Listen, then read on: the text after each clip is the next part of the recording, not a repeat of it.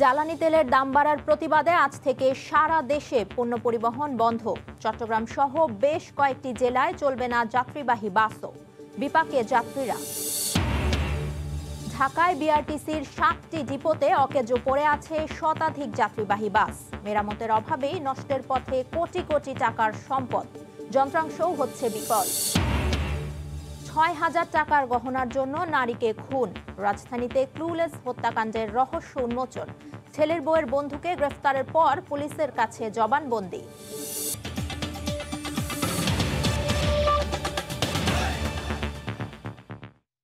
ভোরের সময় সঙ্গে আছি আমি ফারিহা মারিয়াম।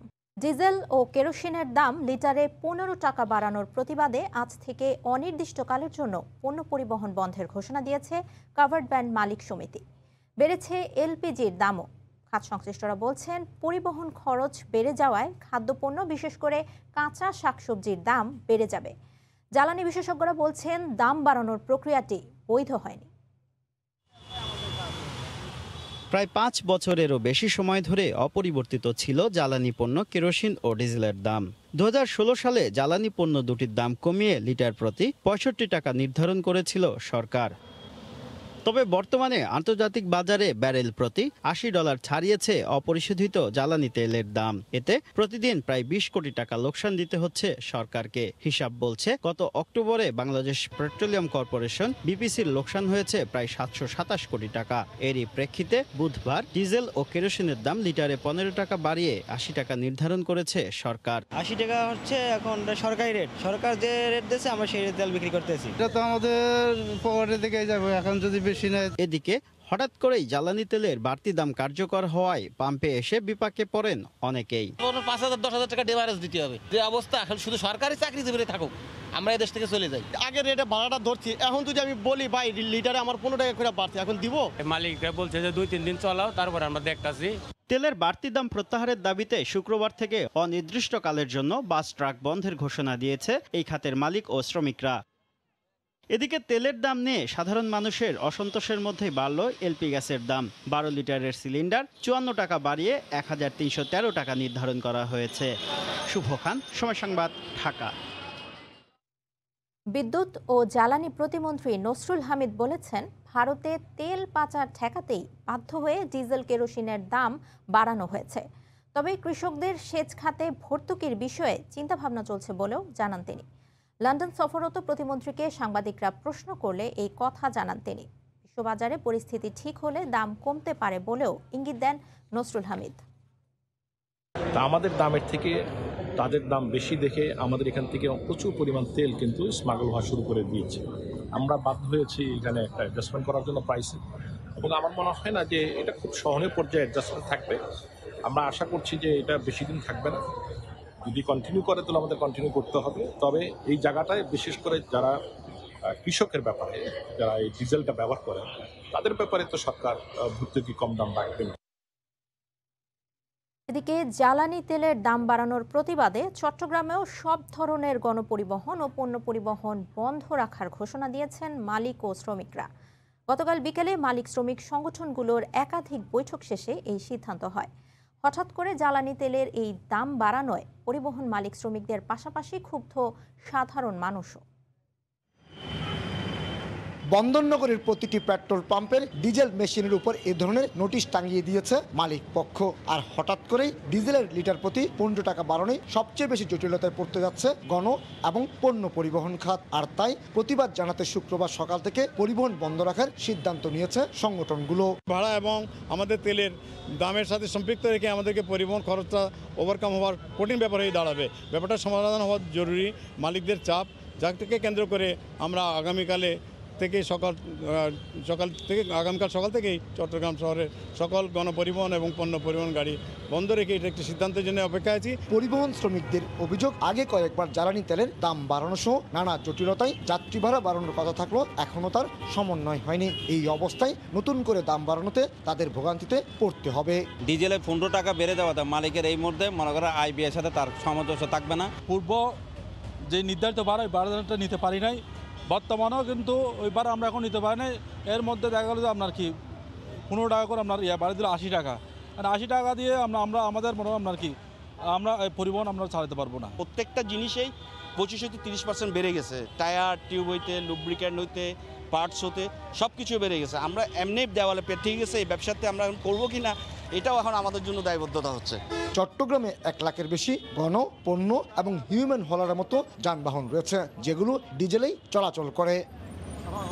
কমল দে, সময় সংবাদ, চট্টগ্রাম। ঢাকার 7টি ডিপোতে বিকল হয়ে পড়ে আছে সম্প্রতি কেনা বিআরটিসির শতাধিক যাত্রীবাহী বাস। মেয়াদ থাকা সত্ত্বেও শুধু মেরামতের অভাবে কোটি কোটি টাকার রাষ্ট্রীয় সম্পদ স্থায়ীভাবে অকেজো হয়ে পড়ে আছে বলে মত ডিপো কর্মচারীদের।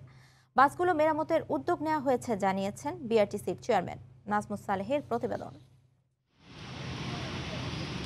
রাজধানীর জোয়ার সাহারা বিআরটিসির বাস ডিপো। দাঁড়িয়ে থাকা বাসগুলোকে সচল মনে হলেও এগুলো পড়ে আছে বিকল হয়ে। তবে বাইরের ফিটনেস দেখে সহজেই বোঝা যায় বাসগুলো খুব বেশি দিন আগের কেনা নয়। শুধুমাত্র মেরামতের অভাবে দিন দিন স্থায়ীভাবে অকেজো হওয়ার পথে কোটি কোটি টাকার রাষ্ট্রীয় সম্পদ। শুধু এই ডিপোতেই নয়, রাজধানীতে বিআরটিসির 7টি ডিপোতে এভাবে নষ্ট হচ্ছে শতাধিক যাত্রীবাহী বাস। রক্ষণাবেক্ষণের অভাবে বেশ কিছু বাসের অবস্থা একেবারেই নাজুক। ভেঙে পড়তে শুরু করেছে মূল অবকাঠামো। নষ্ট হওয়ার পথে মূল্যবান সব যন্ত্রাংশ।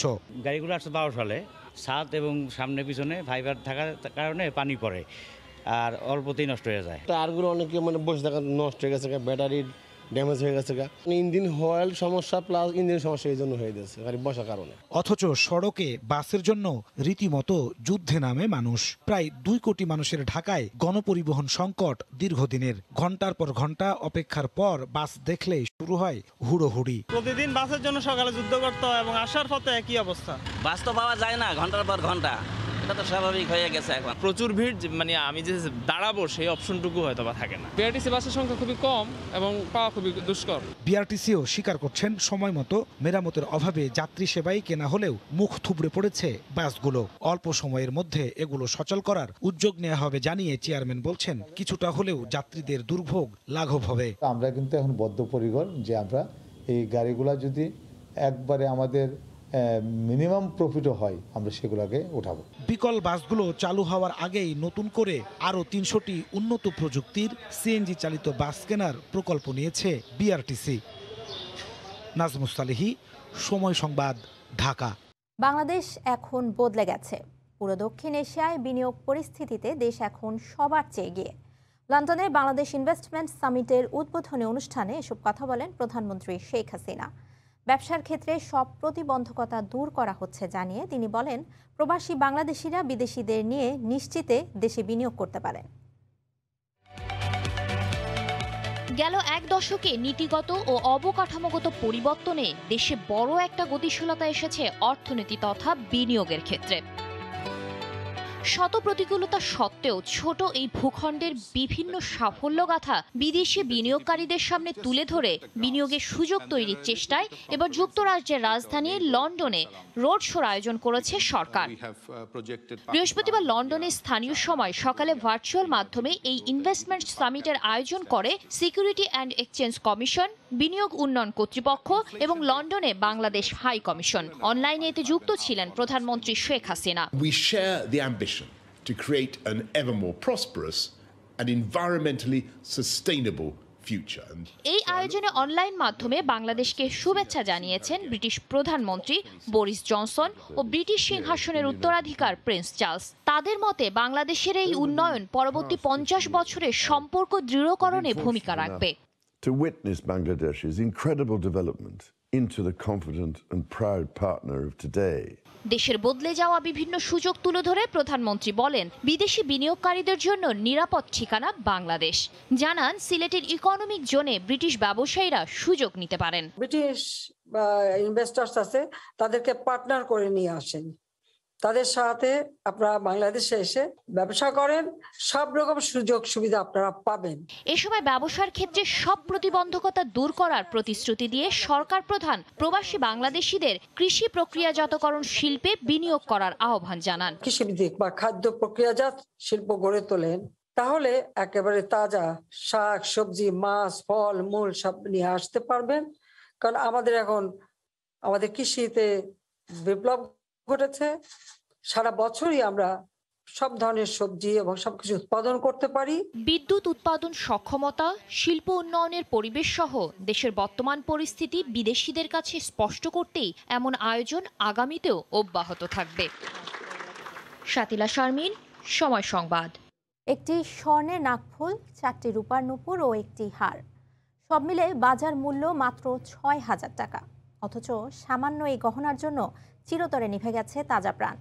রাজধানীর বংশালের ক্লুলেস পান্না বেগম হত্যার রহস্য উন্মোচনের পর গোয়েন্দা পুলিশ বলছে ঘাতক তারই ছেলের বউয়ের বন্ধু। বুলবুল রাজার রিপোর্ট। রাজধানীর বংশালের সুরিটোলা এলাকার ভাড়া বাসা থেকে গেল 24 অক্টোবর রাতে উদ্ধার করা হয় পান্না বেগমের নিথর দেহ। হাসপাতালে নেয়ার পর চিকিৎসক তাকে মৃত ঘোষণা করেন। ঘটনার পর বংশাল থানায় হত্যা মামলা করে পরিবার। তদন্তে গিয়ে বেগ পেতে হয় থানা পুলিশকে। পরে ছায়া তদন্ত শুরু করে ঢাকা মহানগর গোয়েন্দা পুলিশের লালবাগ বিভাগ। গৃহশিক্ষকের মাধ্যমে ক্লু পেয়ে ঘটনা মোড় নেয় অন্যদিকে। প্রযুক্তির সহায়তায় শনাক্ত করা হয় খুনিকে। জানা যায় 22 বছর বয়সী আরিফ গাজী একাই ঘটিয়েছে হত্যাকাণ্ডটি। কি উদ্দেশ্যে মার্ডার করা হয়েছে, কে মার্ডার করেছে, এগুলো আসলে একদম আননোন ছিল। তা আমরা পরবর্তী তদন্ত শুরু করি। তদন্ত করতে গিয়ে এক পর্যায়ে দেখি আরিফ গাজী নামে একটা ছেলে, বয়স প্রায় 20-22 বছর। এই আরিফ গাজী সে এই পান্নাকে খুন করে।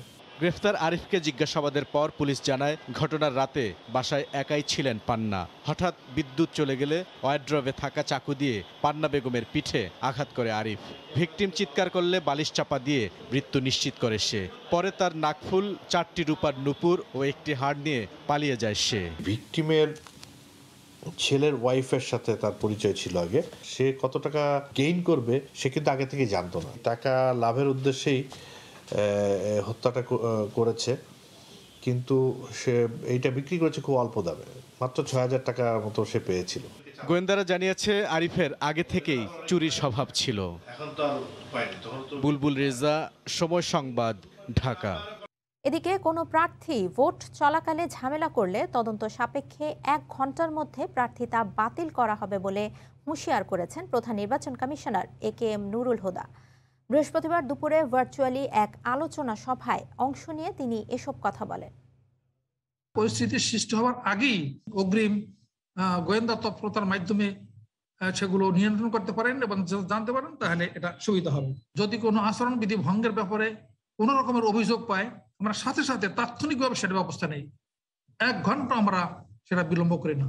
রিটার্নিং অফিসার যদি মনে করে তার নির্বাচনের কোনো জায়গায় নির্বাচন পরিবেশ ভালো না, তাহলে সেই এলাকার সেই ইউনিয়নের নির্বাচন আমরা বন্ধ করে দেবো সাথে সাথে।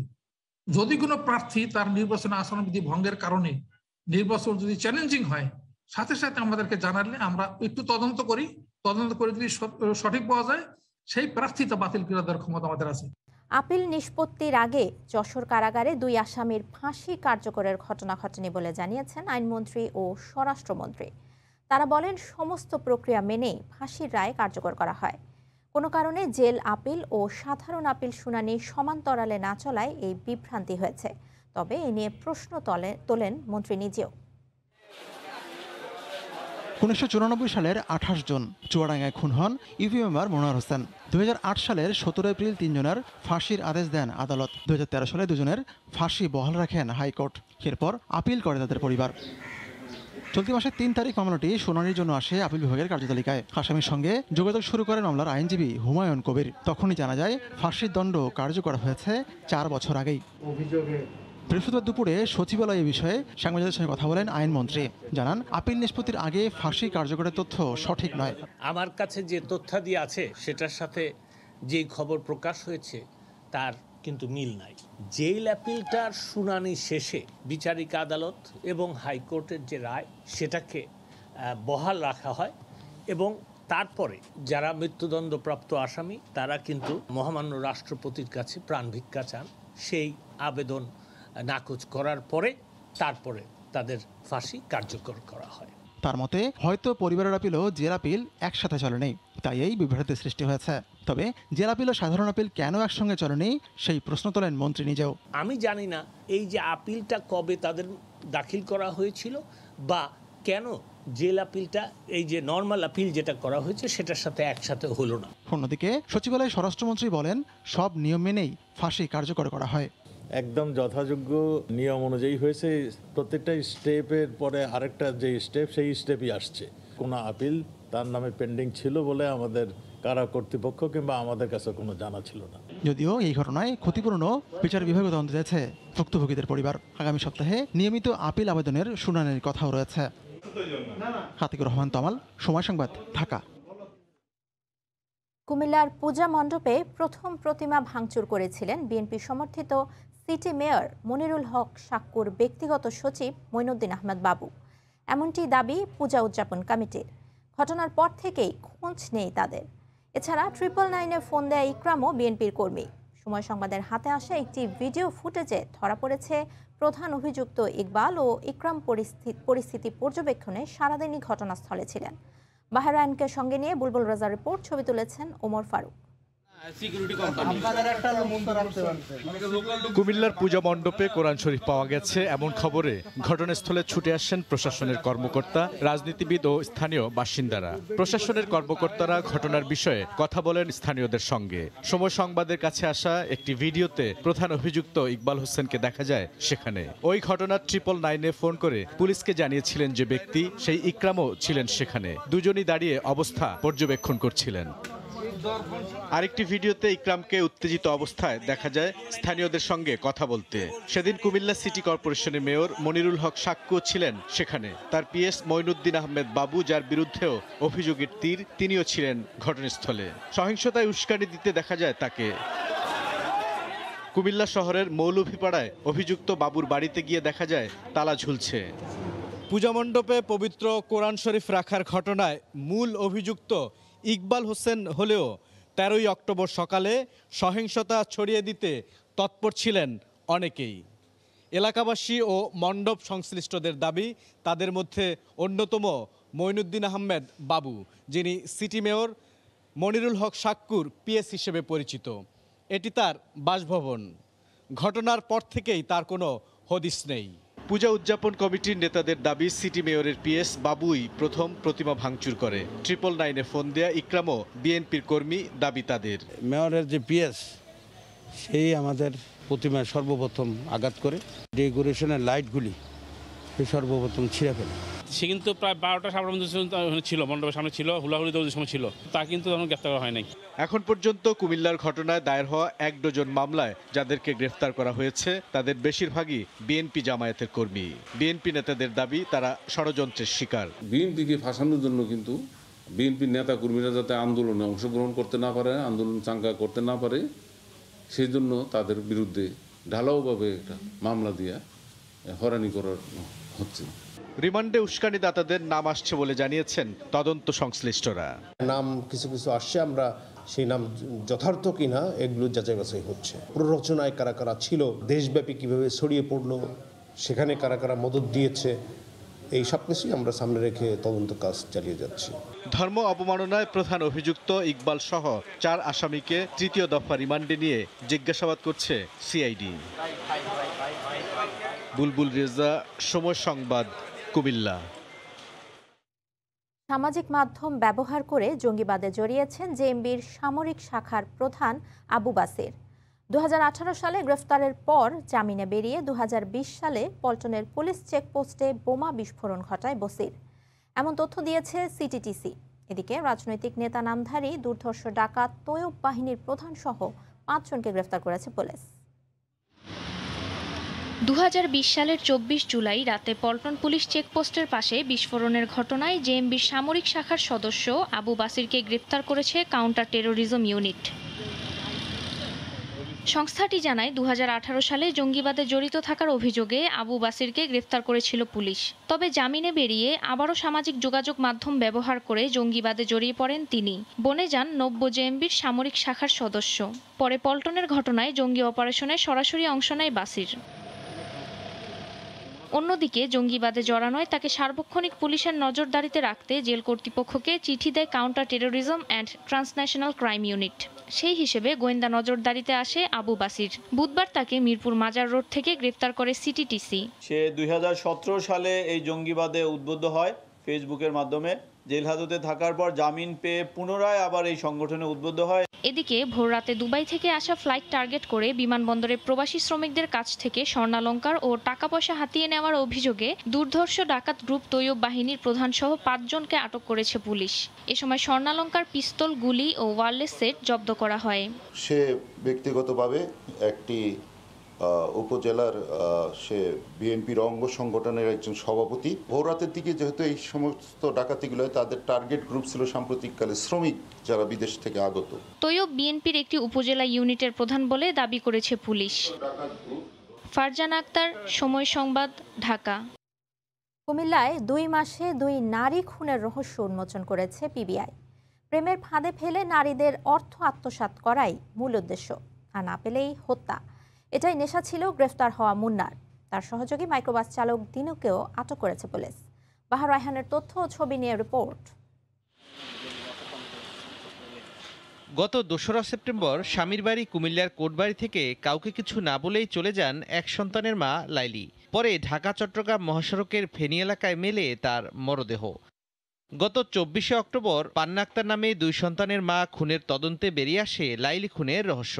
খুনি একজনই, হোটেল কর্মচারী মুন্না। প্রেমের ফাঁদে ফেলে 2 মাসে হত্যা করে 2 নারীকে বস্তাবন্দি করে ফেলে দেয় মহাসড়কের পাশে।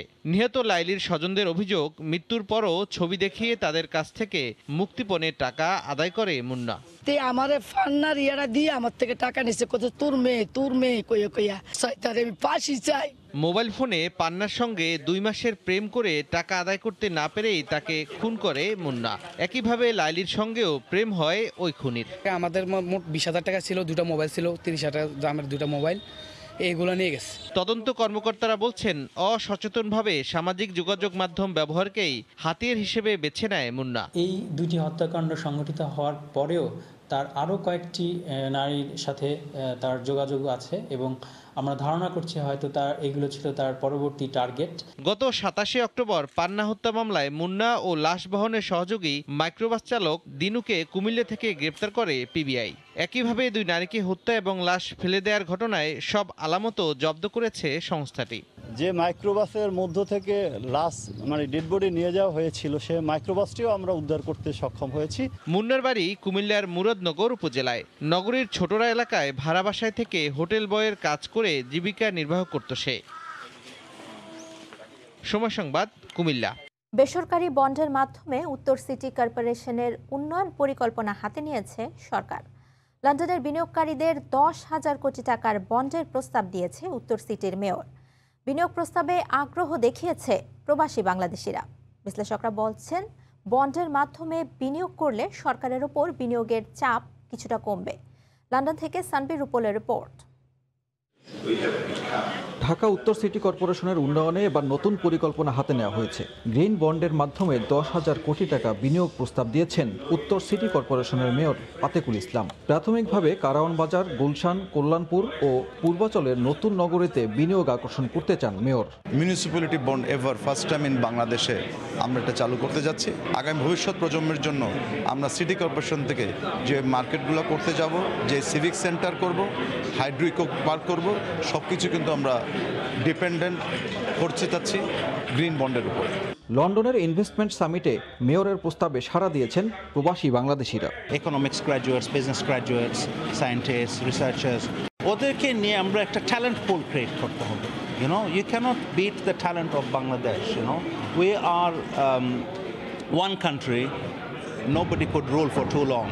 বিশ্লেষকরা বলছেন, বন্ডের মাধ্যমে বিনিয়োগ আকর্ষণ করতে পারলে নতুন মাত্রা যোগ হবে। এই প্রকল্পগুলো যদি জনগণের বিশ্বাস অর্জন করতে পারে, এখান থেকে শুধু বাণিজ্যিক লাভ হবে তা না, সোশ্যাল ইনভেস্টমেন্ট প্রজেক্ট, সিকিউরিটি থাকবে এবং 8 থেকে 10 বছরে তারা 4 থেকে 6% হারে ইনভেস্টমেন্ট রিটার্নও পাবে।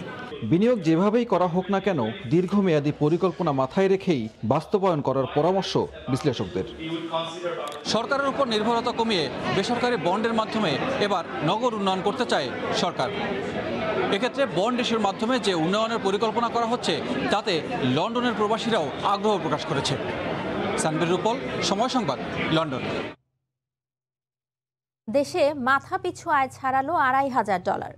নতুন ভিত্তি বছরের হিসেবে 2020-21 অর্থ বছরে মাথাপিছু আয় $2,227 থেকে বেড়ে $2,554 উন্নীত হয়েছে।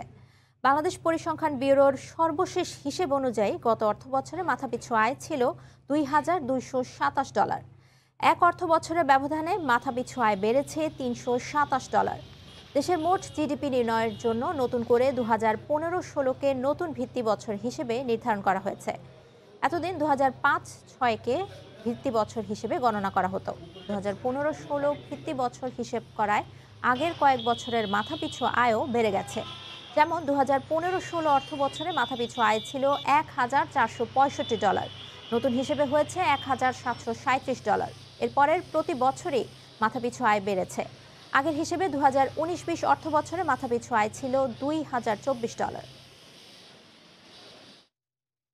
দীর্ঘ প্রতীক্ষার পর ব্রাহ্মণবাড়িয়ার আখাউড়া স্থলবন্দর দিয়ে রপ্তানির পাশাপাশি সমান্তরালভাবে আমদানির দুয়ার খুলছে। সরকারের পক্ষ থেকে নেওয়া হয়েছে অবকাঠামো উন্নয়নের উদ্যোগ। এতে স্বস্তি প্রকাশ করেছেন স্থানীয় ব্যবসায়ীরা।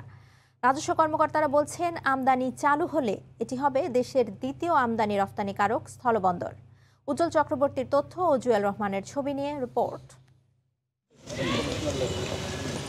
ব্যবসা বাণিজ্যের ক্ষেত্রে উত্তর পূর্ব ভারতের 7টি অঙ্গরাজ্যের প্রবেশদ্বার বলা হয় ব্রাহ্মণবাড়িয়ার আখাউড়া স্থলবন্দরকে। একসময় মাছ, শুটকি, চিটাগুড়, রড, সিমেন্ট সহ অন্তত 42টি পণ্য রপ্তানি হতো।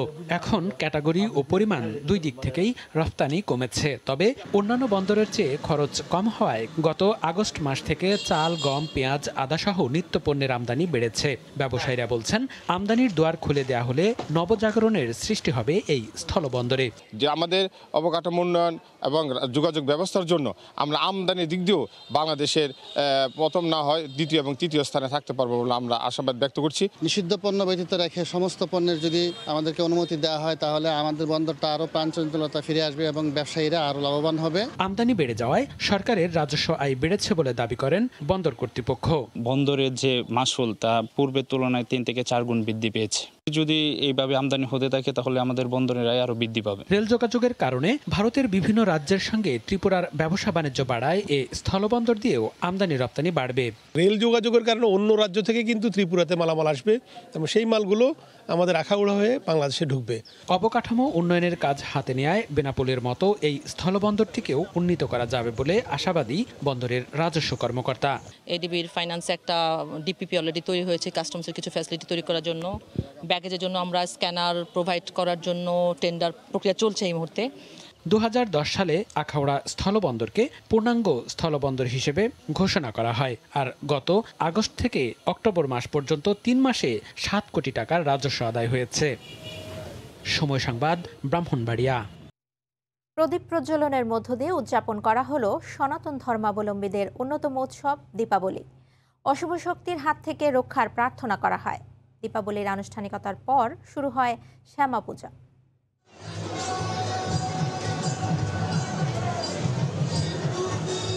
বৃহস্পতিবার সন্ধ্যা হতেই সারি সারি প্রদীপ জ্বালিয়ে দেশের বিভিন্ন স্থানে শুরু হয় দীপাবলি উৎসব উদযাপন।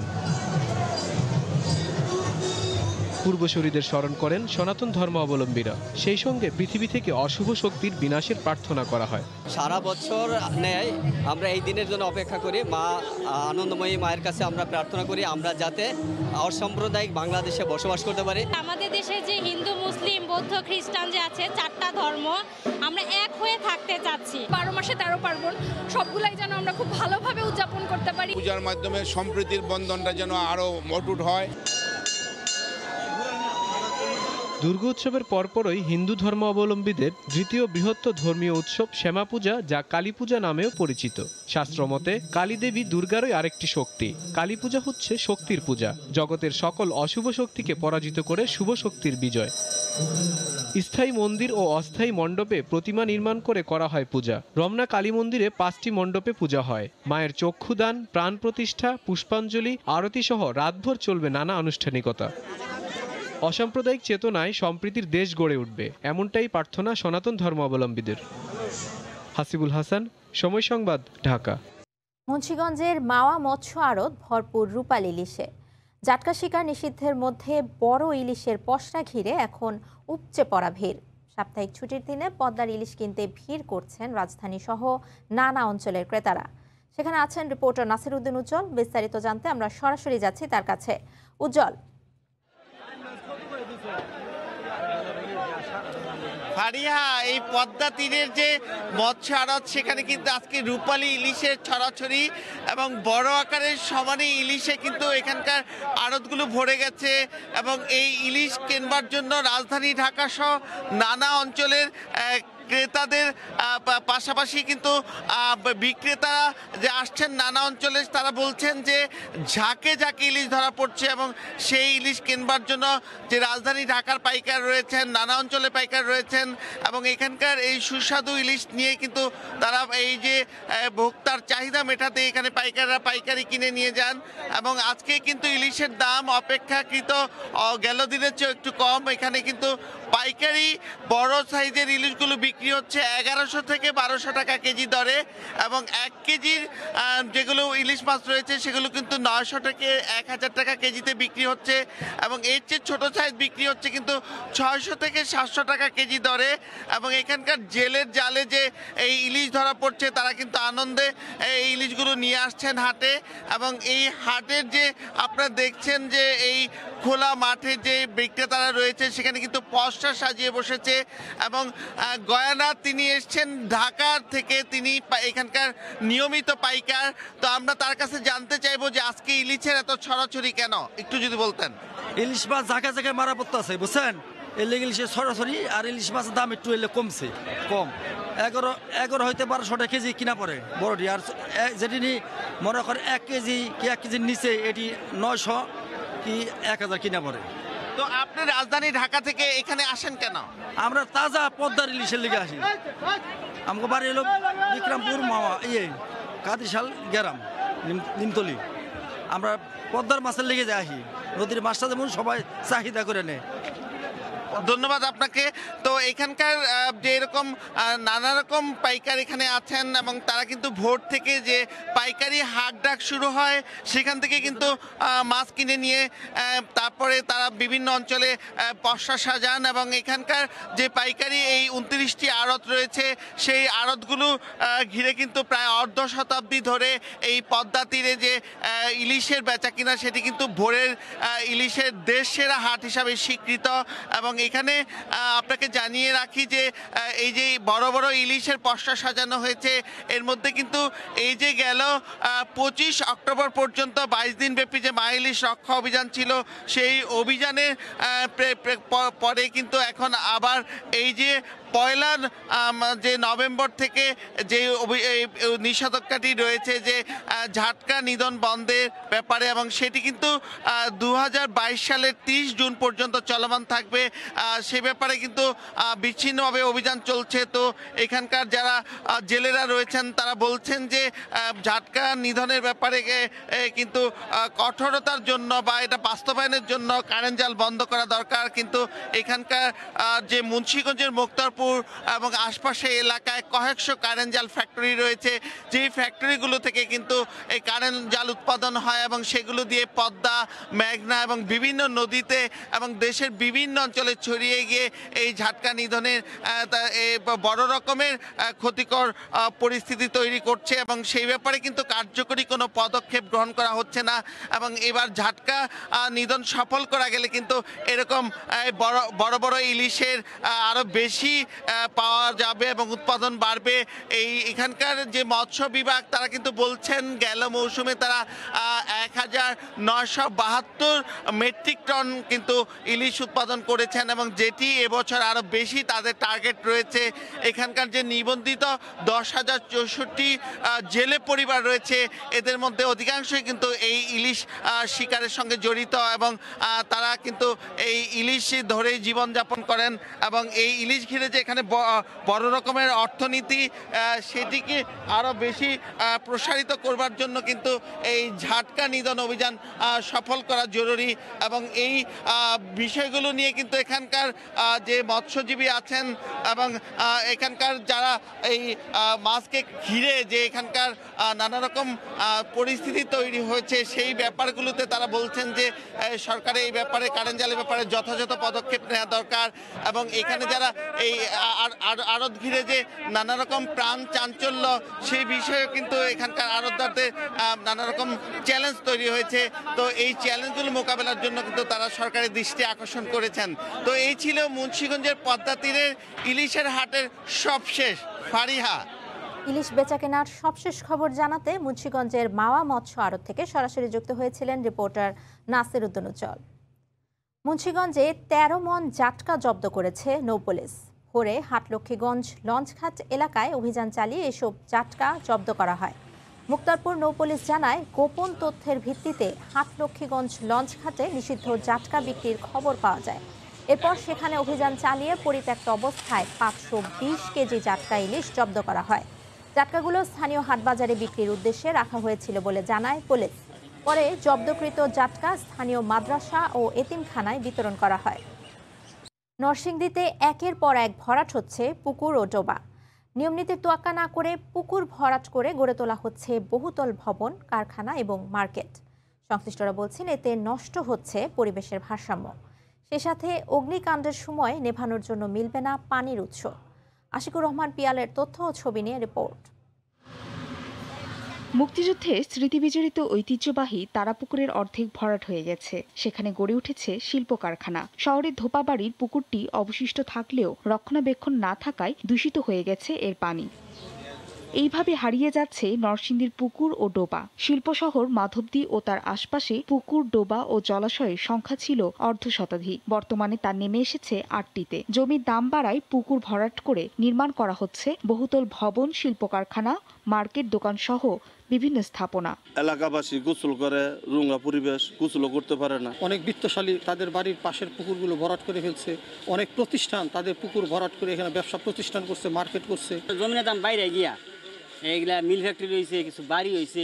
অগ্নি নিরূপণের জন্য পর্যাপ্ত পানির কোনো ব্যবস্থা নাই। নিয়ম নীতি তোয়াক্কা না করে এভাবে পুকুর, জলাশয় ভরাট করে স্থাপনা গড়ায় আগুন লাগলে পানির উৎস মিলবে না। ভবিষ্যতে পরিবেশের উপরও এর প্রভাব পড়বে। আমাদের ম্যাক্সিমাম সময় এই পানির স্বল্পতার কারণে বা পানি না থাকার কারণে অনেক সময় কষ্ট করতে বা আগুন নির্বাপন করতে বিলম্ব হওয়া। শুধু পুকুর না, বিভিন্ন ধরনের জলাশয় যেভাবে আমরা ভরাট করে চলছি, এটার আগামী অদূর ভবিষ্যতে এটার ইম্প্যাক্ট খুব একটা বাজেভাবে আমাদের উপরে পড়বে, পরিবেশের উপরে। তবে পরিবেশ অধিদপ্তর বলছে, অভিযোগ পেলে আইনি পদক্ষেপ নেবেন তারা। মনিটরিং এন্ড এনফোর্সমেন্ট উইং আছে, তারা এটার বিরুদ্ধে ক্ষতিপূরণ করতে পারে বা অন্যান্য নির্দেশনা দিতে পারে। জেলা পরিসংখ্যান ব্যুরোর তথ্য অনুযায়ী 5 বছর আগেও নরসিংদীর 6টি উপজেলায় পুকুর ও ডোবার সংখ্যা ছিল প্রায় 13,000। বর্তমানে তা নেমে এসেছে 10,000-এ। সময় সংবাদ, নরসিংদী। মানিকগঞ্জের পাটুরিয়া ঘাটে ডুবে যাওয়া ফেরি উদ্ধারে আমানত শাহ ফেরির সলিং ও ট্রেজিংয়ের কাজ প্রায় শেষ। চট্টগ্রাম থেকে ঘটনাস্থলে পৌঁছেছে উদ্ধারকারী বার্জ ক্রেন। এই মুহূর্তে পাটুরিয়ার 5 নম্বর ঘাটে আছেন রিপোর্টার মোহাম্মদ ইউসুফ আলী। বিস্তারিত জানতে আমরা সরাসরি চলে যাচ্ছি তার কাছে। ইউসুফ, যে ফেরি আমানত শাহ রয়েছে, এটাকে উদ্ধারের জন্য কিন্তু গতকাল সন্ধ্যায় অর্থাৎ 6:30টার দিকে চট্টগ্রাম থেকে যে বাস ক্রেন রয়েছে, সেই ব্রাশ ক্রেন কিন্তু এসে পৌঁছিয়েছে। আমরা দেখতে পাচ্ছি ডিবি মোহাম্মদ 2 নামের এই বাসটি কিন্তু গত রাত্রে এসেছে এবং এটা উইং বাস, এটাকে দিয়ে কিন্তু তোলা হবে। তো সেই এরকম কিন্তু আরো 6টি বাস আসলে চট্টগ্রাম থেকে রওনা দিয়েছে। পথে রয়েছে মানিকগঞ্জের খুব নিকটবর্তী এলাকায় রয়েছে। তবে আমাদের বাম পাশে রয়েছে ডুবে যাওয়া আমানত শাহ ফেরি এবং তার সাথে কিন্তু অক্ষম রুস্তম এবং হামজাও রয়েছে। তবে সেই ক্ষেত্রে যদি বলি, এই যে বাসগুলো কিন্তু তার নিজে নিজে চলার সক্ষমতা নেই বিধায় ডাম ট্রাক অর্থাৎ ট্রাক বোটগুলো কিন্তু এখানে রাখা হয়েছে এবং তা রয়েছে। তবে আমি বিআইডব্লিউটি এর এবং টিসির সাথে কথা বলেছি, তারা বলছে যে আজকেই কিন্তু মূল উদ্ধার কাজটা শুরু হবে বাস ট্রেন দিয়ে। তবে সেটা বড়জোর 2 দিন লাগতে পারে। তো এই সোলিং এবং ডেজিং যে কাজ, সেটা কিন্তু সম্পূর্ণ হয়েছে এবং কি এই যেটা আজকে 10তম দিন সেটা কিন্তু অতিবাহিত হচ্ছে। সেই ক্ষেত্রে যেটা আমানত শাহ ফেরির ইঞ্জিন এবং অন্য কিছু কিন্তু নষ্ট হওয়ার যে একটা আশঙ্কা, তা কিন্তু থেকেই যাচ্ছে।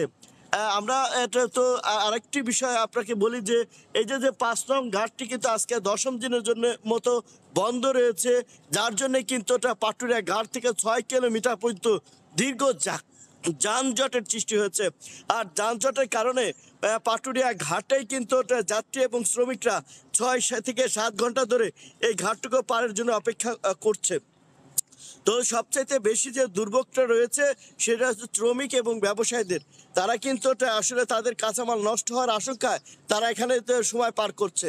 পাটুরিয়া দৌলতদিয়া নোটে যে কয়টি ফেরি রয়েছে তার মধ্যে কিন্তু রাতের দিকে মাত্র 8টি ফেরি চলাচল করেছে। অন্যদিকে কিন্তু ঘাট সংকট হয়ে দাঁড়িয়েছে, যেজন্য 5 নম্বর ঘাটটা বন্ধ রয়েছে আমানত শাহ ফেরি ডুবার কারণে। আর অক্ষম হামজা এবং রোস্তবকে কি উদ্দেশ্যে এখানে রাখা হয়েছে তার কিন্তু বোঝা যাচ্ছে না কর্তৃপক্ষ। কারণ হচ্ছে কি এটা হামজা এবং রোস্তবকে রাখার কারণে কিন্তু 5 নম্বর ঘাটের যেহেতু আপ পকেটটা আমানত শাহ ফেরিটা বন্ধ রয়েছে, পড়ে গিয়েছে, সেই ক্ষেত্রে এই যে মিডিল যে পকেটটা রয়েছে সেই মিডিল পকেটে কিন্তু একটা যানবাহনটা পারাপার করা সম্ভব। তারপরে কিন্তু 10 দিন অতিবাহিত হওয়ার পরেও কর্তৃপক্ষ কিন্তু এটাকে সচল করতে পারেনি, যার জন্য কিন্তু একদিকে একটা ঘাট সংকট, অন্যদিকে কিন্তু এই যে ফেরিতে যে অচল ফেরি দিয়ে এটাকে সচল করে রাখার চেষ্টা করা হচ্ছে কর্তৃপক্ষের পক্ষ থেকে, যার জন্য কিন্তু এই দীর্ঘ যানজট, এই যানজটের সবচেয়ে বেশি নাকাল হচ্ছে আসলে জনগণ এবং ভুক্তভোগীরা। এটা দক্ষিণ পশ্চিম অঞ্চলের যে পাটুরিয়া দৌলতদিয়া নোটের এই রকমটা 6টি বাস ক্রেন আসলে পাটুরিয়া ঘাটে আসলেই এটা আমানত শাহ ফেরিটি উদ্ধার করা সম্ভব হবে। এই ছিল আমার কাছে সর্বশেষ অবস্থা। মানিকগঞ্জের পাটুরিয়ার 5 নম্বর ঘাট থেকে সরাসরি যুক্ত হয়েছিলেন রিপোর্টার মোহাম্মদ ইউসুফ আলী। ডিজেল ও কেরোসিনের দাম বৃদ্ধির প্রতিবাদে সারা দেশে বন্ধ রয়েছে পণ্য পরিবহন, চলছে না যাত্রীবাহী বাসও। এতে ভোগান্তিতে পড়েছেন সাধারণ যাত্রীরা। এই মুহূর্তে খুলনার সোনাডাঙ্গা বাস টার্মিনালে আছেন সহকর্মী আব্দুল্লাহ আল মামুন রুবেল এবং বরিশালের রূপাতলী বাস টার্মিনালে আছেন সহকর্মী শফিক মুন্সি। সরাসরি যাব তাদের কাছে। প্রথমেই যাচ্ছি খুলনায় মামুনের কাছে। মামুন, খুলনায় শুরু হয়েছে দাম বৃদ্ধির কারণে সারা দেশের ন্যায় খুলনায়ও কিন্তু সকাল 6টা থেকে শুরু হয়েছে পরিবহন শ্রমিকদের ডাকে, পরিবহন মালিক শ্রমিকদের ডাকে ধর্মঘট শুরু হয়েছে। আমি এই মুহূর্তে রয়েছি খুলনার সোনাডাঙ্গা বাস টার্মিনালে। খুলনার সোনাডাঙ্গা বাস টার্মিনাল কিন্তু খুলনা সহ দক্ষিণ পশ্চিম অঞ্চলের সব থেকে বড় একটি বাস টার্মিনাল। এখান থেকে কিন্তু অন্তত 22টি রুটে দূরপাল্লা এবং আন্তঃজেলা বিভিন্ন রুটে বাস চলাচল করে। যেমন খুলনা থেকে ঢাকা রুটে, খুলনা থেকে যশোর, খুলনা থেকে কুষ্টিয়া, খুলনা থেকে বরিশাল, খুলনা থেকে বাগেরহাট এবং আন্তঃজেলার মধ্যে খুলনা থেকে পাইকগাছা, খুলনা থেকে কয়রা কিন্তু বিভিন্ন রুটে বাস চলাচল করে। তবে আজ সকাল 6টা থেকে কিন্তু আমরা এখানে এসে দেখেছি কোনো বাস কিন্তু আমরা আজ ছেড়ে যেতে দেখিনি। আমরা এখানে দেখেছি অনেক যাত্রী সকাল 6টা থেকে আসতে শুরু করেছেন। তারা আসলে জানতেন না যে কখন বাস ধর্মঘট করা হয়েছে, ফলে তারা অনেকেই বিভিন্ন জায়গায় যাওয়ার জন্য এসেছেন, তারা কিন্তু আসলে ওই জায়গাগুলোতে যেতে পারছেন না। ফলে তারা আমাদেরকে বলছেন যে সপ্তাহের শুক্রবার ছুটির দিন অনেকে কর্মস্থল থেকে নিজ বাড়িতে বেড়াতে যান বা জরুরি কাজে যান, তারা সেখানে যেতে না পারায় তারা কিন্তু আসলে হতাশ হয়েছেন। পাশাপাশি এখানে কিন্তু আরেকটা জিনিস আমরা বলতে পারি যে অনেকে কিন্তু ফিরে গিয়েছেন, আবার অনেকে কিন্তু অপেক্ষা করছেন যে যদি কোনো বাস ছেড়ে যায়। আরেকটা কথা বলি, আমরা কিন্তু সোনাডাঙ্গা বাস টার্মিনাল থেকে একটি বিআরটিসি বাস যেটি খুলনা থেকে বরিশালে যায় এটি কিন্তু আমরা ছেড়ে যেতে দেখেছি। এর পাশাপাশি আমরা এখানকার শ্রমিক যারা আছেন তাদের সাথে কথা বলেছি, তারা আমাদেরকে জানিয়েছেন যে তারা আসলে ডিজেলের দাম বৃদ্ধির ফলে বাসের ভাড়া যদি না বাড়ানো হয় তাহলে তাদের লোকসান হবে। এই কারণে তারা আসলে বাসের ভাড়া বৃদ্ধি না করা পর্যন্ত কিন্তু এই ধর্মঘটটি অব্যাহত রাখবেন।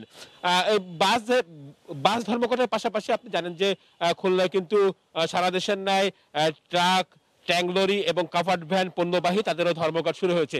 আমি খোঁজ নিয়েছি যে খুলনায় কিন্তু গত রাতে যে সমস্ত পণ্যবাহী পরিবহন ঢুকেছে সেগুলো কিন্তু সকাল 6টার পরেও যেগুলো এসেছে তাদেরকে কিন্তু আসলে ঢুকতে দেওয়া হয়েছে। তবে 6টার পর থেকে খুলনা থেকে কোনো পণ্যবাহী বা ট্রাক বা ট্যাঙ্ক লরি কিন্তু ছেড়ে যায়নি।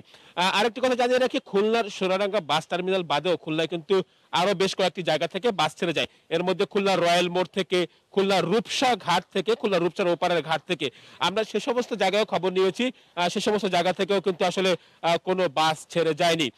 এদিকে মালিক শ্রমিকদের সম্মিলিত যে সংগঠন আছে তারাও কিন্তু আসলে একসাথে বসবেন বলে আমরা জেনেছি আজকে, যে নতুন কোনো সিদ্ধান্ত আসে কিনা। এদিকে আরেকটি খবর আপনাদেরকে জানিয়ে রাখি যে খুলনায় কিন্তু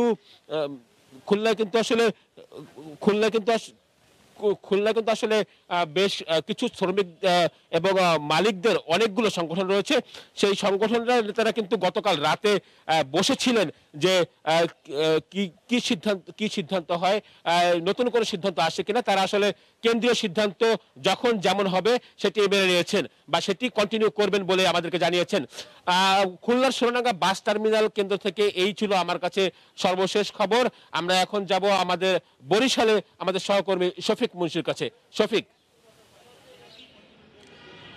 বরিশালের রূপাতলী বাস টার্মিনাল, যেটা সবসময় একটা কোলাহলপূর্ণ জায়গা হিসেবে থাকে, সেখানে এক ধরনের শুনশান নীরবতা।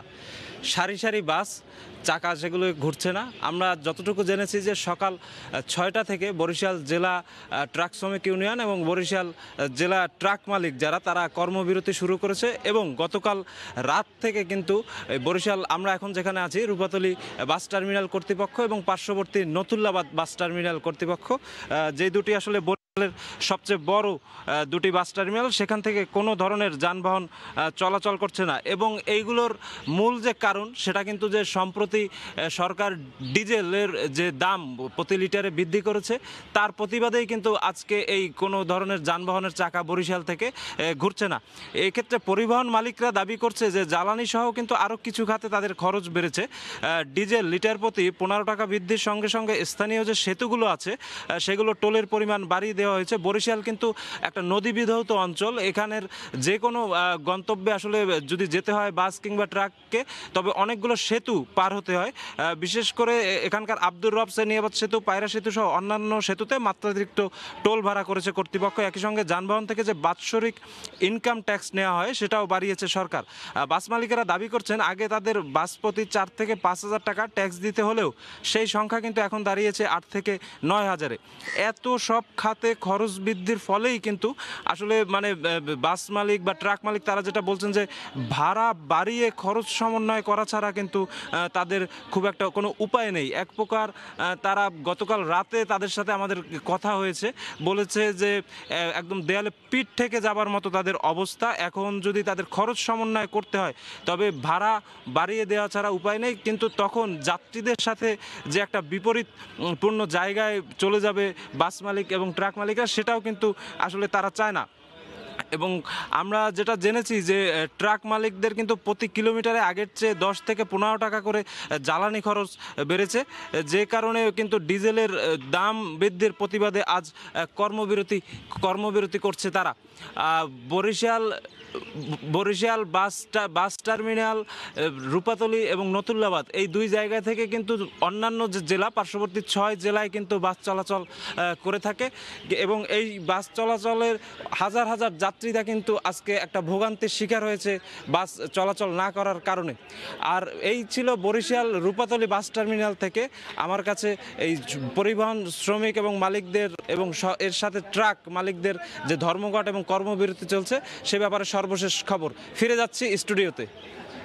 পণ্য পরিবহন এবং বাস ধর্মঘটের সবশেষ খবর জানাতে বরিশালের রূপাতলী বাস টার্মিনাল থেকে সরাসরি যুক্ত হয়েছিলেন সহকর্মী শফিক মুন্সি এবং তারও আগে খুলনার সোনাডাঙ্গা বাস টার্মিনাল থেকে সরাসরি যুক্ত হয়েছিলেন সহকর্মী আব্দুল্লাহ আল মামুন রুবেল। ক্ষুধা ও দারিদ্র্যমুক্ত বাংলাদেশ করতে বঙ্গবন্ধুর হাতে গড়া পল্লী উন্নয়ন একাডেমি RDA নিরলস কাজ করছে বলে জানিয়েছেন পরিকল্পনা প্রতিমন্ত্রী ডক্টর শামসুল আলম। বৃহস্পতিবার বগুড়া RDA-র মিলনায়তনে পল্লী উন্নয়ন ও দারিদ্র্য বিমোচন শীর্ষক সেমিনারে প্রধান অতিথির বক্তব্যে তিনি এসব কথা বলেন। এ সময় বঙ্গবন্ধু শেখ মুজিবুর রহমান কৃষি বিশ্ববিদ্যালয়ের উপাচার্য ডক্টর মোহাম্মদ গিয়াসউদ্দিন মিয়া এবং হাজী মোহাম্মদ দানিশ বিজ্ঞান ও প্রযুক্তি বিশ্ববিদ্যালয়ের উপাচার্য ডক্টর M কামরুজ্জামান উপস্থিত ছিলেন।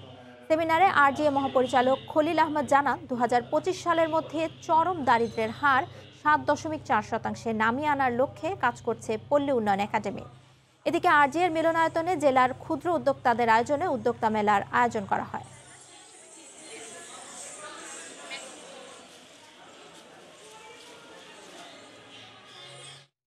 মৌলভীবাজারে শুরু হয়েছে দুদিনের নিউরোস্পাইন জাতীয় কনফারেন্স। বৃহস্পতিবার বিকেলে গ্র্যান্ড সুলতান রিসোর্টের হলরুমে এই কনফারেন্স শুরু হয়। প্রথম দিনে নিউরোসায়েন্স বিষয়ক বিভিন্ন বিষয় নিয়ে আলোচনা করেন বক্তারা। পরে দেশের খ্যাতনামা নিউরোসার্জনদের সম্মাননা প্রদান করা হয়। এছাড়া করোনায় ঝুঁকি নিয়ে যারা কাজ করেছেন তাদেরকে কোভিড হিরো সম্মাননা প্রদান করা হয়। এ সময় করোনা টিকার বুস্টার ডোজ প্রয়োগের বিষয়ে সরকার উদ্যোগ গ্রহণ করেছে বলে জানান বঙ্গবন্ধু শেখ মুজিব মেডিকেল বিশ্ববিদ্যালয়ের উপাচার্য অধ্যাপক ডক্টর মোহাম্মদ শরীফউদ্দিন আহমদ। আজ বিকেলে শেষ হবে এই কনফারেন্স।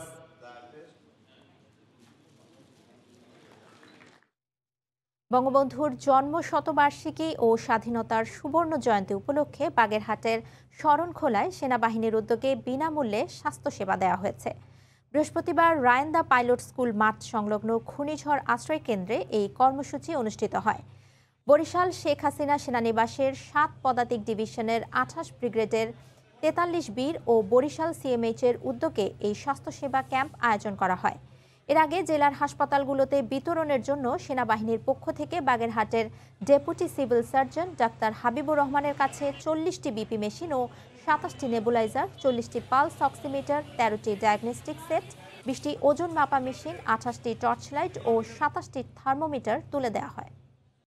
দেশের শেয়ার বাজারে প্রবাসীদের সম্পৃক্ততা ও বিদেশি বিনিয়োগ আকর্ষণের লক্ষ্যে ব্রিটেনের বাংলাদেশে অধ্যুষিত ২টি শহরে বিনিয়োগ সম্মেলন ও রোড শোর আয়োজন করেছে Bangladesh securities and exchange commission. পুরো আয়োজনে প্রবাসী বাংলাদেশিদেরও আগ্রহ ছিল বেশ লক্ষণীয়। লন্ডন থেকে বিস্তারিত শোয়েব কবিরের রিপোর্টে। সংযুক্ত আরব আমিরাত, যুক্তরাষ্ট্র এবং সুইজারল্যান্ডের পর বিদেশের মাটিতে চতুর্থবারের মতো আয়োজিত রোড শোতে ব্রিটেন প্রবাসীদের মাঝে বাংলাদেশে বিনিয়োগের সুযোগ সুবিধা ও বিভিন্ন উন্নয়নমূলক কর্মকাণ্ড সহ সরকারের গৃহীত বিনিয়োগ বান্ধব নীতি তুলে ধরা হয়। শুধু আয়োজন নয়, পরিকল্পনাগুলোও যথাযথভাবে বাস্তবায়ন ও তদারকি করা প্রয়োজন বলে মনে করেন প্রবাসী ব্যবসায়ীরা। বাংলাদেশের অর্থনৈতিক অঞ্চলগুলোতে প্রবাসীদের সুযোগ সুবিধা এবং সম্পৃক্ততা বাড়ানোর তাগিদ দেন অতিথিরা। আগামী 2030-এর ভিতরে বিশ্বের যে 11টি সম্ভাবনাময় অর্থনৈতিক শক্তিতে রূপান্তরিত হবে তার মধ্যে বাংলাদেশ একটি, এবং এখনই উপযুক্ত সময় হলো বাংলাদেশে ইনভেস্টমেন্ট করার। এখন যদি বাংলাদেশে ইনভেস্টমেন্ট করে ইনশাআল্লাহ প্রবাসীরা লাভবান হবে।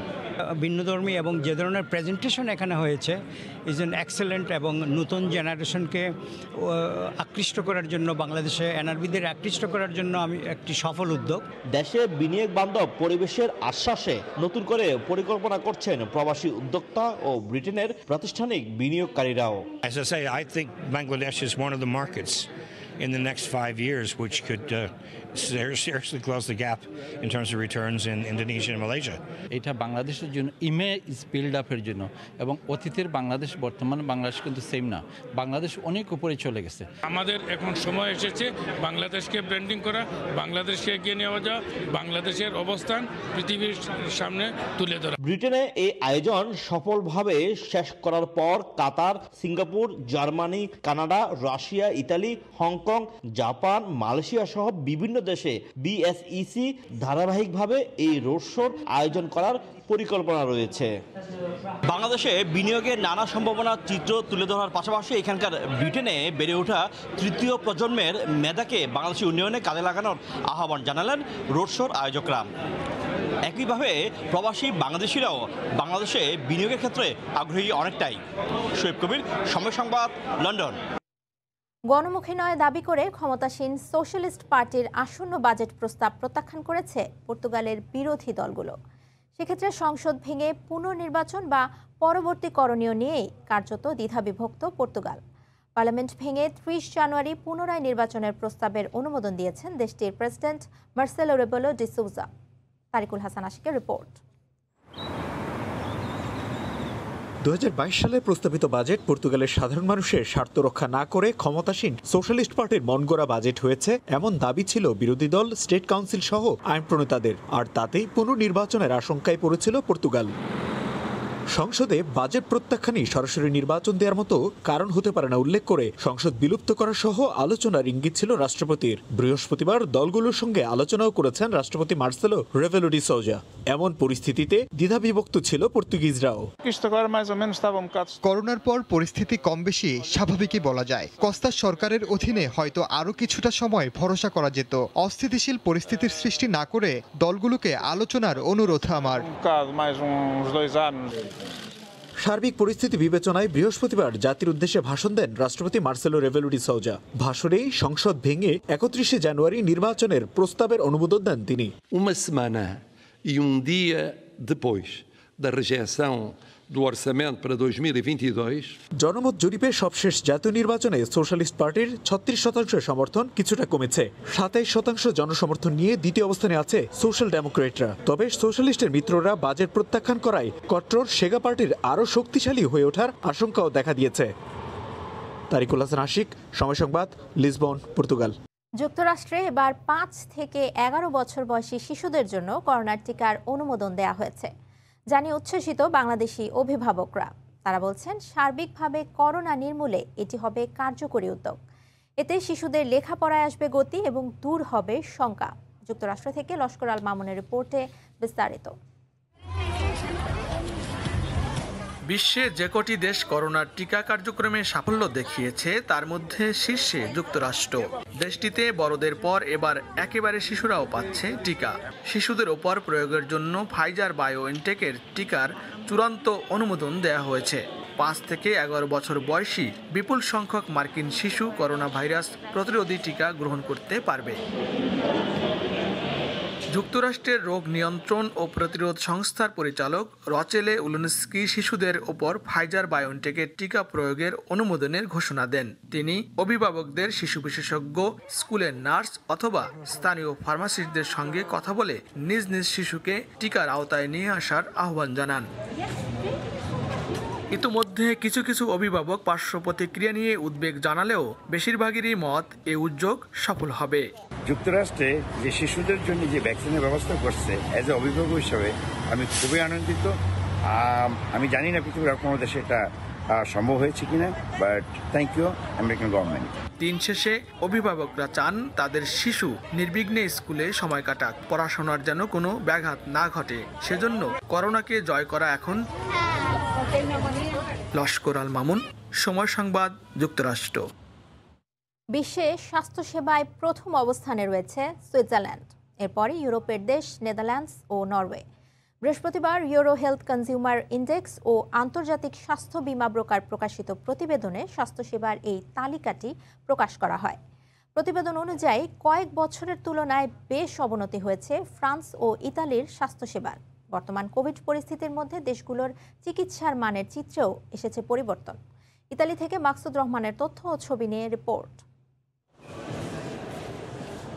বৃহস্পতিবার ইউরো হেলথ কনজিউমার ইন্ডেক্স ও আন্তর্জাতিক স্বাস্থ্য বীমা ব্রোকার ASN এর প্রকাশিত প্রতিবেদনে বলা হয়, বিশ্বে স্বাস্থ্যসেবার মানের দিক দিয়ে সবার উপরে সুইজারল্যান্ডের অবস্থান। দেশটি স্বাস্থ্যসেবায় জাতীয় বাজেটের 12.4% খরচ করে। জাতীয় বাজেটের 11.3% খরচ করা ফ্রান্স ও জার্মানি রয়েছে তালিকার 11 ও 12তম অবস্থানে। স্বাস্থ্যসেবায় ইউরোপের দেশগুলোর গড় ব্যয় মোট বাজেটের 9.9%। বিপুল অর্থ খরচ করেও স্বাস্থ্যসেবায় বিশ্বে যুক্তরাজ্য 16, স্পেন 19 এবং ইতালির অবস্থান 20তম। কয়েক বছর আগেও ফ্রান্স ও ইতালির স্বাস্থ্যসেবার অবস্থান ছিল বিশ্ব তালিকায় প্রথম ও তৃতীয়। বিশ্ব স্বাস্থ্যসেবার মানে দ্বিতীয় অবস্থানে নেদারল্যান্ডস, এরপর নরওয়ে ও ডেনমার্ক। ইউরোপের দেশ সুইডেন 8ম এবং অস্ট্রিয়ার অবস্থান 9ম। রিপোর্টে দেখা যায় সুইজারল্যান্ডে স্বাস্থ্যসেবা উচ্চ মূল্যের সিস্টেম বীমার উপর ভিত্তি করে চলে। জার্মানিতে সরকারি এবং ব্যক্তিগত স্বাস্থ্য বীমার সমন্বয়ে মাল্টিপেয়ার স্বাস্থ্যসেবা চালু রয়েছে। আর ইতালিতে জাতীয় বীমা ও বার্ষিক পারিবারিক আর্থিক সক্ষমতা কাঠামো অনুযায়ী স্বাস্থ্যসেবার ব্যয় নির্ধারণ করা হয়। তবে ইউরোপের সকল বৈধ নাগরিকের রয়েছে সরকারি স্বাস্থ্য বীমা ও ব্যক্তিগত চিকিৎসক। স্বাস্থ্যসেবাকে ইউরোপে সবচেয়ে গুরুত্বপূর্ণ খাত হিসেবে গণ্য করা হয়। 27টি গ্লোবাল পরিষেবা এবং 46টি পরিষেবার পরিধি ও নাগাল সহ সূচক তৈরি করে দেশগুলোর চিকিৎসার সক্ষমতা তুলে ধরা হয় প্রতি বছরের প্রতিবেদনে। সময় সংবাদ, ইতালি। গেল বছরের মতো এবারও ঠান্ডা শুরু হওয়ার সাথে সাথেই ফ্রান্স, আয়ারল্যান্ড সহ ইউরোপের অনেক দেশেই বাড়তে শুরু করেছে করোনার প্রকোপ। ফ্রান্সে একদিনে 1000 থেকে 1 লাফে করোনা আক্রান্তের সংখ্যা 10,000 ছাড়িয়েছে। দুশ্চিন্তা আর নানা শঙ্কা কাজ করছে সাধারণ মানুষের মনের মধ্যে। প্যারিস থেকে বিস্তারিত জানিয়েছেন লুৎফর রহমান বাবু। ঠান্ডা শুরু হতে না হতেই ফ্রান্স, আয়ারল্যান্ড সহ ইউরোপের অনেক দেশেই আবারও বাড়ছে করোনার প্রকোপ। গেল সপ্তাহে ফ্রান্সে যেখানে আক্রান্তের সংখ্যা 1000-এর কাছাকাছি নেমে এসেছিল, গেল 24 ঘন্টায় 1 লাফে তা বেড়ে দাঁড়িয়েছে 10,000-এরও বেশি। আর আক্রান্তের সংখ্যার পাশাপাশি বাড়ছে মৃতের সংখ্যাও। এমন অবস্থায় সাধারণ মানুষের মধ্যে আবারও দুশ্চিন্তা ভর করছে। গত বছরের ন্যায় এবার আবার শুরু হয়ে গেছে করোনার প্রকোপ। আমরা খুবই দুশ্চিন্তায় আছি। বাচ্চা কাচ্চারা স্কুলে যায়, আমরাও কাজে যাই, সবার সাথে তো বের হতেই হবে। বিশেষ করে শীত আসলে এই জিনিসটাকে ইনক্রিজ হচ্ছে, তা আমরা অনেক চিন্তিত। কাজের ক্ষেত্রে হোক, আমাদের বাঙালি সোসাইটি হোক, আমাদের সামাজিক যে সমস্যা সেটাকে আবার নতুন করে আকার ধারণ করছে। করোনায় আক্রান্তের সংখ্যা কমে আসায় দেশটির জনজীবন স্বাভাবিক হলেও এখন আক্রান্তের সংখ্যা বাড়ায় যেমন দুশ্চিন্তা ভর করছে, তেমনি বিধিনিষেধ আসতে পারে এমন শঙ্কাও রয়েছে। ঠান্ডা শুরু হওয়ার পর ফ্রান্স ও ইউরোপের অনেক দেশই গেল বছর যেমন করোনায় আক্রান্তের সংখ্যা বাড়তে শুরু করেছিল, এবারের চিত্র এখন এমনটাই দেখা যাচ্ছে। আর তাই নানা শঙ্কা আর ভয় কাজ করছে সাধারণ মানুষের মনের মধ্যে।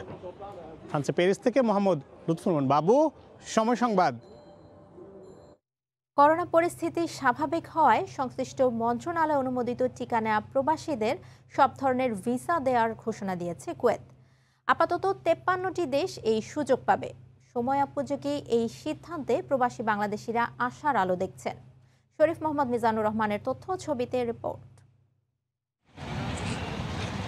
করোনার টিকা গ্রহণকারী ব্যক্তিদের ভিসা দেবে কুয়েত। পারিবারিক, পর্যটন, বাণিজ্যিক ও সরকারি সব ধরনের ভিসা দেয়া হবে। তবে সেক্ষেত্রে অনুমোদিত ভ্যাকসিনগুলোর যে কোনো একটির প্রাপ্তি নিশ্চিত করে একটি প্রশংসাপত্র জমা দিতে হবে। প্রশংসাপত্রে অবশ্যই কিউআর কোড থাকতে হবে, যা ভিসা দেওয়ার আগে বিভিন্ন বিভাগ যাচাই করবে। কুয়েত সরকারের সময়োপযোগী সিদ্ধান্তে প্রবাসীরা খুশি। কুয়েত সরকার 53টি দেশের টুরিস্ট ভিসা এবং ফ্যামিলি ভিসা অনুমোদন দিয়েছে।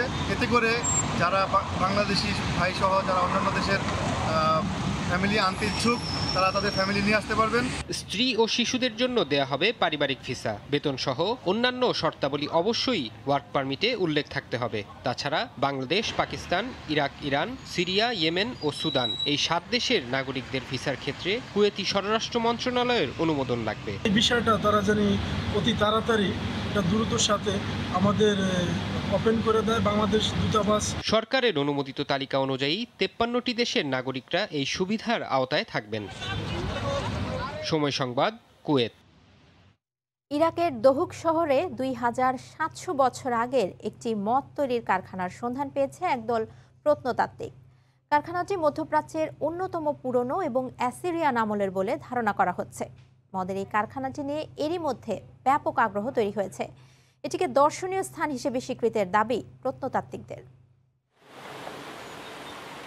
উঁচু পাহাড়ের মতো পাথরের তৈরি একটি ভবন, ছোট ছোট জানালা, দেয়ালের গা জুড়ে কোথাও কোথাও পুরানো কারুকার্যের ছাপ চোখে পড়ার মতো।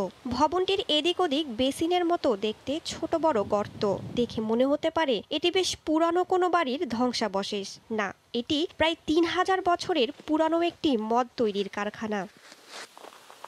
ইরাকের দহুক শহরের কাছে একটি পরিত্যক্ত জায়গায় এই মদ তৈরির কারখানাটির সন্ধান পেয়েছে একদল প্রত্নতাত্ত্বিক। ইতালির উদিনে বিশ্ববিদ্যালয়ের কয়েকজন প্রত্নতাত্ত্বিক ও ইরাকের দহুক শহরের পুরাতত্ত্ববিদরা যৌথভাবে এটি আবিষ্কার করেন। পুরানো এই কারখানাটিকে সারা বিশ্বের পর্যটকদের জন্য দর্শনীয় স্থান হিসেবে প্রস্তুত করা প্রয়োজন বলে মনে করছেন বিশেষজ্ঞরা।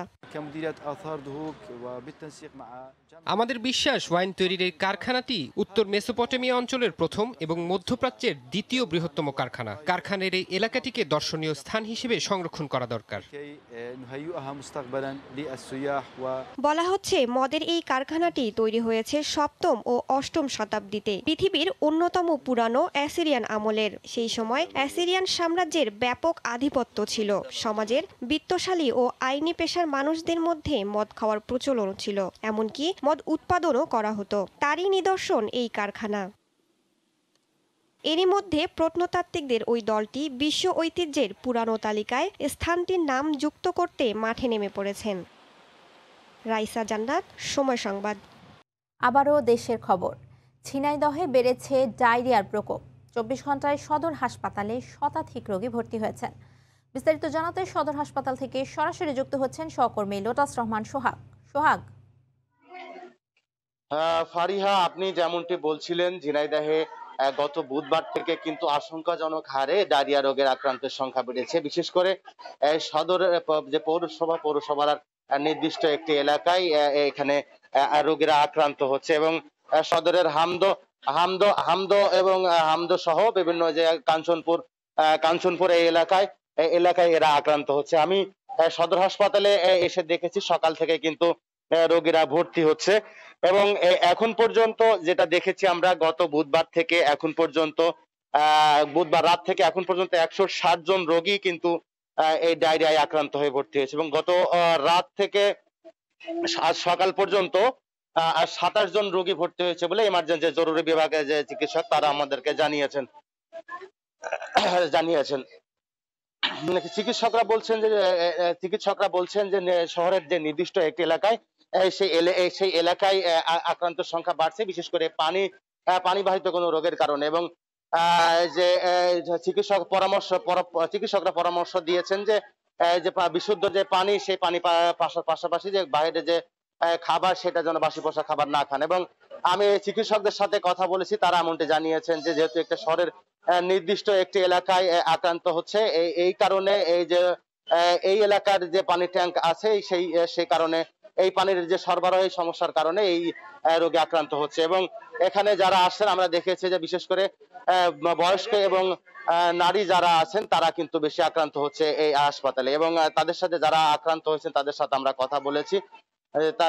তারা হচ্ছে এই যে পানির সমস্যা এইটার কিন্তু তারা প্রথমে ধারণা করছে। তো এই ছিল আমার কাছে ঝিনাইদহ সদর হাসপাতাল থেকে ডায়রিয়া রোগের যে তার সর্বশেষ। ঝিনাইদহ সদর হাসপাতাল থেকে সরাসরি যুক্ত হয়েছিলেন সহকর্মী লোটাস রহমান সোহাগ। এদিকে ব্যর্থ বিশ্বকাপ মিশন শেষ করে 2 ধাপে আজ দেশে ফিরছে বাংলাদেশ। তবে দলের সঙ্গে ফিরছেন না রিয়াদ লিটন সহ 4 ক্রিকেটার। বিশ্বকাপে প্রত্যাশার সঙ্গে মেলবন্ধন ঘটেনি প্রাপ্তি, বরং হয়েছে ভরাডুবি। সমালোচনা হচ্ছে মাঠে শরীরী ভাষা আর মাঠের বাইরের নানা ঘটনার জন্য। মিশন শেষের পরের দিনই দেশে ফিরছেন ক্রিকেটার ও সাপোর্টিং স্টাফ সহ 12 জন। প্রথম ভাগে বিকেল 5টায় আর পরবর্তী দল ঢাকায় পৌঁছাবে রাত 11টায়। তবে দলের সঙ্গে আসবেন না হেড কোচ রাসেল ডমিঙ্গো সহ বিদেশি কোচিং স্টাফরা। পাকিস্তান সিরিজের আগে সবাই যাচ্ছেন ছুটিতে। তাদের বাংলাদেশে ফেরার কথা 11ই নভেম্বর। দলের সঙ্গে ফিরছেন না অধিনায়ক মাহমুদুল্লাহ, মুশফিক, লিটন দাস আর তাসকিনও। পরিবার নিয়ে তারা ছুটি কাটাবেন দুবাইয়ে। চোটের কারণে আগেই স্কোয়াড থেকে বিদায় নিয়েছিলেন সাইফুদ্দিন আর সাকিব। সাইফুদ্দিন দেশে ফিরে এলেও সাকিব আছেন যুক্তরাষ্ট্রে। দুর্গম রাঙামাটির পাহাড়ি গ্রাম নিয়ে রিপোর্ট। ভারতের মিজোরাম সীমান্ত ঘেঁষা রাঙামাটি জুরাছড়ির দুমদুম্মা ইউনিয়ন। পায়ে হেঁটে যাওয়া ছাড়া আর কোনো পথ নেই।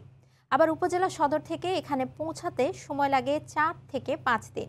দুর্গম এবং প্রত্যন্ত এই অঞ্চলে একেবারে আদর্শ একটি গ্রাম গড়ে তুলেছেন ডেঙ্গুচান তঞ্চঙ্গা নামের এক যুবক। নিজের পৈতৃক জমি দান করে তৈরি করেছেন 2টি স্কুল, খেলার মাঠ এবং বাজার নেই কমিউনিটি ক্লিনিকও। দুর্গম দুমদুম্মা ঘুরে এসে সাক্ষাৎ টিপুর ক্যামেরায় ডেঙ্গু তঞ্চঙ্গার গল্প জানাচ্ছেন কমল দে। চট্টগ্রামের জহুরুল হক ঘাঁটি থেকে হেলিকপ্টারে করে জুরাছড়ির উপজেলার দুমদুমিয়া পৌঁছাতে সময় লাগে 1 ঘন্টার বেশি। ভারত বাংলাদেশ সীমান্ত ঘেঁষে বয়ে যাওয়া ঠেকা নামের একটি ছোট্ট নদীর পাশে তৈরি করা মাঠে ভলিবল খেলছে স্থানীয় কিশোর এবং তরুণরা। আবার সেই খেলা দেখতে জড়ো হয়েছেন অসংখ্য নারী পুরুষ। খেলার মাঠ পেরোলে বিশাল বাজারের এক প্রান্তে বসে কোমর তাতে চাদর বুনছেন এক তরুণী। বাজার থেকে কয়েক গজ সামনে এগুতে নির্মাণাধীন কমিউনিটি ক্লিনিক। এত কিছু গড়ে তোলার নেপথ্যে রয়েছেন ডেঙ্গুচান তঞ্চঙ্গা নামের স্থানীয় এক যুবক। বাজার, হাই স্কুল, ক্লিনিক এমনি জনগণ উপরে দিছি আর কি। এরকম একটা এলাকায় উনি জমিদান করেছেন, আমি তাকে বড় মনের মানুষই বলবো। বাবা স্থানীয় এলাকার গ্রাম প্রধান অর্থাৎ কারবারি। অনগ্রসর এলাকা হয় পড়ালেখার সুযোগ হয়নি।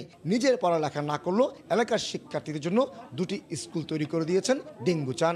দূর দূরান্ত থেকে এইসব স্কুলে পড়তে আসা শিক্ষার্থীদের জন্য বাজারের পাশে তৈরি করা হয়েছে আবাসন ব্যবস্থা। খুব কম খরচে তারা এখানে থেকে স্কুলে পড়তে পারছে। আমরা তো খান ওইটা দেখি নাই তো লেখা, ওইটা ছেলেমেলে লেখাপড়া করবে না, ওইটা তো আমার নাম থাকবে। আমরা যারা সমাজে প্রতিষ্ঠিত মানুষ আছি তাদের জন্য এটা একটা অবশ্য শিক্ষা, যে কোনো ধরনের সহযোগিতা সরকারের পক্ষ থেকে করার চেষ্টা করব না। রাজনীতি কিংবা নির্বাচনে অংশ নেওয়ার কোনো ইচ্ছা নেই ডেঙ্গু তঞ্চঙ্গ্যার। তিনি জানেন না জন্মের পর কেন একটি রোগের নামে তার নামকরণ করা হয়েছিল। আর রোগ হবে কি ছোটবেলার নাম দিছে, কি করবে আর। ক্লিনিক দিছে, স্কুল দিছে, এদের মানে কারবারের ছেলে তো। প্রায় ১৫০০ মানুষের বসবাস ভারত বাংলাদেশ সীমান্তবর্তী পাহাড়ি শান্ত নদীর তীরে গড়ে ওঠা প্রত্যন্ত এই গ্রামে স্থানীয় বাসিন্দাদের অবাধ প্রাণবন্ত উচ্ছল চলাফেরা দেখে বোঝার উপায় নেই কতটা দুর্গম অঞ্চল এটি। মাত্র ৮ কিলোমিটারের মধ্যে ভারতের মিজোরাম সীমান্ত, আর পায়ে হেঁটে এখানে আসতে সময় লাগে ৪ দিনের বেশি। এত দুর্গম অঞ্চলের বাসিন্দা হয়েও বিন্দুমাত্র কৃত্রিমতা ছুঁয়ে যায়নি এখানকার বাসিন্দাদের। রাঙ্গামাটির দুর্গম জুরাছড়ি থেকে কমল দে, সময় সংবাদ। এ পর্যায়ে শীর্ষ সংবাদগুলো জানিয়ে দিচ্ছি আরেকবার। জ্বালানি তেলের দাম বাড়ার প্রতিবাদে আজ থেকে সারা দেশে পণ্য পরিবহন বন্ধ। চট্টগ্রাম সহ বেশ কয়েকটি জেলায় চলবে না যাত্রীবাহী বাসও, বিপাকে যাত্রীরা। ঢাকায় বিআরটিসির 7টি ডিপোতে অকেজো পড়ে আছে শতাধিক যাত্রীবাহী বাস। মেরামতের অভাবেই নষ্টের পথে কোটি কোটি টাকার সম্পদ, যন্ত্রাংশ হচ্ছে বিকল। ৬,০০০ টাকার গহনার জন্য নারীকে খুন। রাজধানীতে ক্লুলেস হত্যাকাণ্ডের রহস্য উন্মোচন। ছেলের বউয়ের বন্ধুকে গ্রেফতারের পর পুলিশের কাছে জবানবন্দি। এই ছিল ভোরের সময়। সঙ্গে থাকুন সময়।